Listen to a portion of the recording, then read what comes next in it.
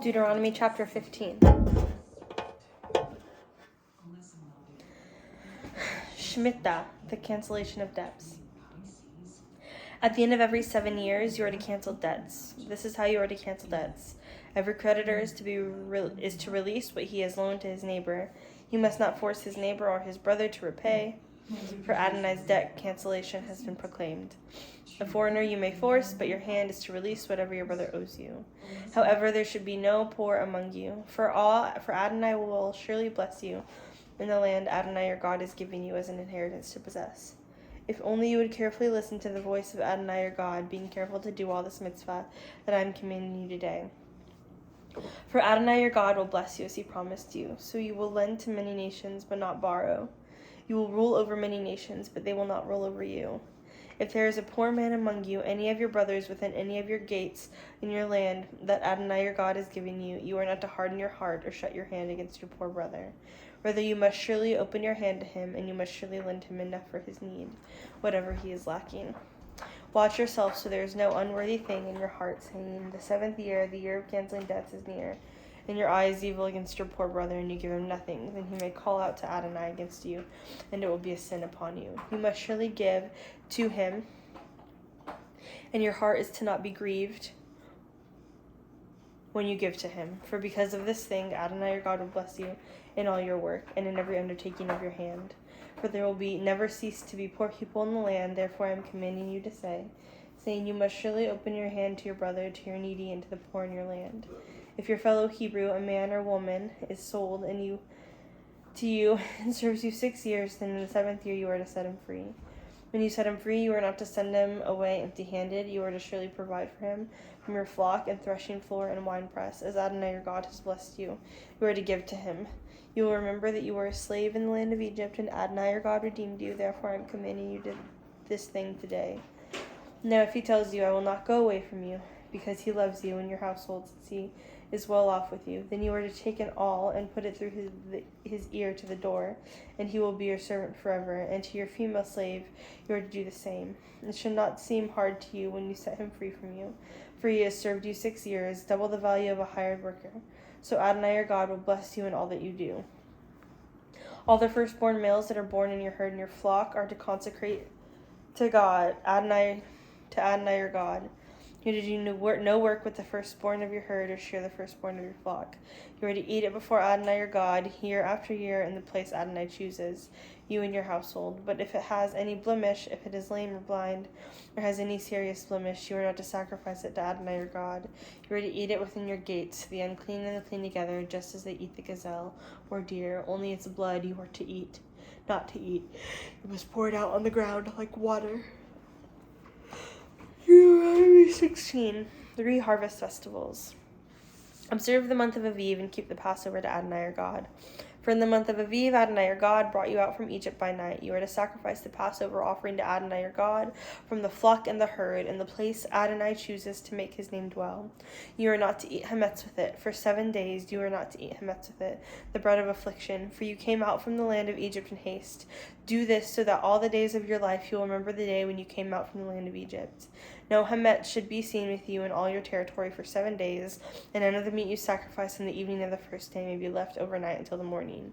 You may not sacrifice the Passover offering within any of your gates that Adonai your God is giving you. Rather, at the place Adonai your God chooses to make his name dwell. There you will sacrifice the Passover offering in the evening at sunset. In time of your coming out from Egypt, you are to cook and eat it at the place Adonai your God chooses. Then you will turn around in the morning and journey home. For 6 days you are to eat matzah. On the 7th day there is to be a solemn gathering for Adonai your God. On it you are to do no work. 7 weeks you are to count for yourself. From the time you begin to put the sickle to the standing grain, you will begin to count 7 weeks. Then you will keep the feast of Shavuot to Adonai your God with a measure of freewill offering from your hand, which you are to give according to how Adonai your God blesses you. So you will rejoice before Adonai your God in the place Adonai your God chooses to make his name dwell. You, your son and your daughter, slave and maid, Levite and outsider, an orphan and a widow in your midst, you will remember that you were a slave in Egypt, and you are to take good care of these statutes. Take care and do these statutes. You are to keep the feast of Sukkot for 7 days. After gathering the produce from your threshing floor and winepress, so you will rejoice in your feast. you, your son and daughter, slave and maid, Levite and outsider, orphan and widow within your gates. 7 days you will feast to Adonai your God in the place he chooses, because Adonai your God will bless you in all your produce and in all the work of your hand, and you will be completely filled with joy. 3 times a year all your males are to appear before Adonai your God in the place that he chooses, at the feast of Matzah, at the feast of Shavuot, and the feast of Sukkot. No one should appear before Adonai empty-handed, the gift of each man's hand according to the blessing Adonai your God has given you. Parashat Shoftim. Judges appointed. Judges and officers, you are to appoint within all your gates that Adonai your God is giving you according to your tribes, and they are to judge the people with righteous judgment. You are not to twist justice. You must not show partiality or take a bribe, for a bribe blinds the eyes of the wise and distorts the words of the righteous. Justice you must pursue, so that you may live and possess the land that Adonai your God is giving you. You are not to plant for yourself an Asherah pole of any kind of wood beside the altar of Adonai your God, and that you make for yourself. Nor are you to set up a pillar for yourself. Adonai your God hates this. Deuteronomy 17, investigations and witnesses. You are not to sacrifice to Adonai your God a bull or a sheep that has a defect or anything bad, for that would be an abomination to Adonai your God. Suppose there is found in your midst within one of your gates that Adonai your God has given you, a man or woman who does what is evil in the eyes of Adonai your God by transgressing his covenant. This person goes and serves other gods and worships them, the sun or the moon or any of the heavenly hosts, which I have not commanded. It is told to you that you have heard about it, and you investigate thoroughly, and indeed it is true, and the thing is certain. This abomination has been done in Israel. Then you are to bring out to your gates that man or woman who has done this evil thing, and stone that man or woman with stones to death by the word of 2 or 3 witnesses. The one who is to die is to be put to death. No one is to be put to death by the word of 1 witness. The hand of the witnesses is to be first to put him to death, and afterwards the hand of all the people. So you are to purge the evil from your midst. Suppose a matter arises that is too hard for you to judge, over bloodshed, legal claims to assault, matters of controversy within your gates. Then you should go up to the place Adonai your God chooses, and come to the Levitical Kohanim and the judge in charge at that time. And you will inquire, and they will tell you the sentence of judgment. You are to act according to the sentences that they tell you from the place Adonai chooses, and take care to do all that they instruct you.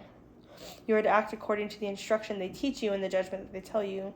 You must not turn aside from the sentence they tell you to the right or to the left. The man who acts presumptuously by not listening to the Kohen, or stands to serve there before Adonai your God, or to the judge, that man must die. So you are to purge the evil from Israel. Then all the people will hear and be afraid, and not act presumptuously again. A Torah for kings. When you come to the land that Adonai your God is giving you, possess it and dwell in it, and say, I will set a king over me, like all the nations around me. You will indeed set over yourselves a king, whom Adonai your God chooses. One from among you, your brothers, will be appointed as king over you. You may not put a foreigner over you who is not your brother. Only he should not multiply horses for himself, or make the people return to Egypt for to multiply horses, because Adonai has said to you, you must never go back that way again. Nor should he multiply wives for himself, so that his heart does not turn aside, nor multiply much silver and gold for himself. Now when he sits in the throne of his kingdom, he is to write for himself a copy of this Torah on a scroll, from what it is before the Levitical Kohanim. It will remain with him, and he will read it all the days of his life, in order to learn to fear Adonai his God, and keep all the words of this Torah and these statutes. Then his heart will not be exalted above his brothers, and he will not turn away from the commandment to the right or to the left, so that he may prolong his days in kingship, he and his sons, in the midst of Israel.